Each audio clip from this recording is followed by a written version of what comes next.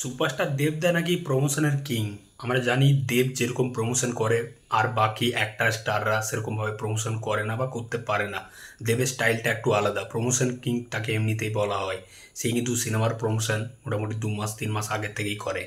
কিন্তু এই বছর পুজোতে তার সিনেমা আসছে টেক্কা। টেক্কা সিনেমার তো কোনো প্রমোশনই দেখতে পাচ্ছি না। পুজোর আর প্রায় 1 মাস বাকি। তো টেক্কা সিনেমার থেকে শুধুমাত্র পোস্টারই আসছে একের পর এক। কিছুদিন আগে রুকমণি মৈত্রের একটা পোস্টার এসেছিল, তারপরে স্বস্তিকা মুখার্জির, তারপরে দেবের একটা ক্যারেক্টার পোস্টার এসেছিল, এবং কালকেই একটা ফাইনাল পোস্টার এসেছে টেক্কা সিনেমার থেকে। তো এই পোস্টারটা নিয়ে একটু কথা বলবো। পোস্টারটা আমার খুবই সিম্পল লেগেছে, কিন্তু এই পোস্টারের মধ্যে একটা গল্প ঢুকিয়ে আছে।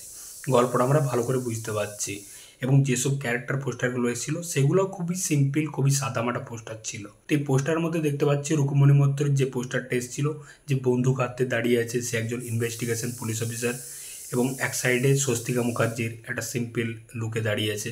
কিন্তু আমার মনে হয় স্বস্তিকা মুখার্জি হয়তো এই সিনেমার ভিলেন হতে চলেছে। তার ক্যারেক্টারটা হয়তো নেগেটিভ শেডের, যাই না, সিনেমাটা দেখলে হয়তো বুঝতে পারবো।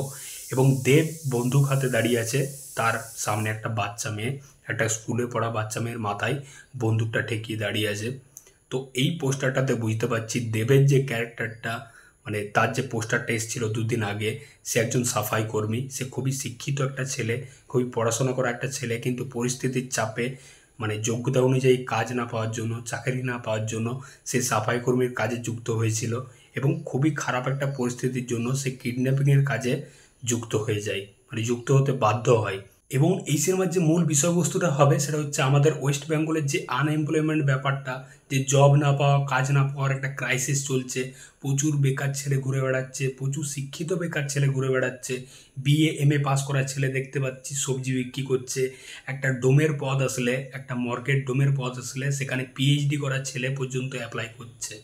তো এই বিষয়গুলোই এই সিনেমাতে তুলে ধরবে।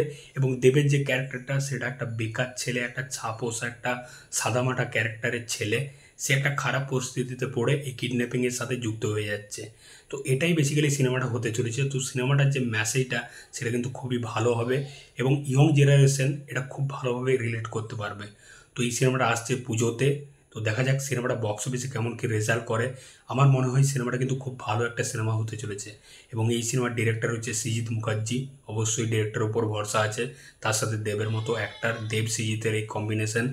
দেখা যাক সিনেমাটা কেমন হয়। আমার কিন্তু পোস্টারটা মোটামুটি লেগেছে। তোমাদের পোস্টারটা কেমন কি লেগেছে অবশ্যই কমেন্ট করে জানাও। দেখা হচ্ছে বস পরের ভিডিওতে। চললাম, এই নতুন চ্যানেলটা ভালো লাগলে অবশ্যই সাবস্ক্রাইব করে বস। চললাম।